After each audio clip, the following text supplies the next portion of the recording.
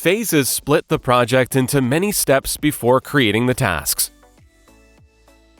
Scroll down on Project page to select New Phase.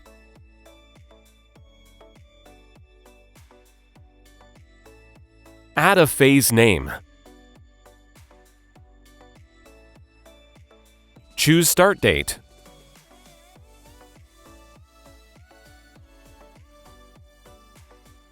Choose End Date.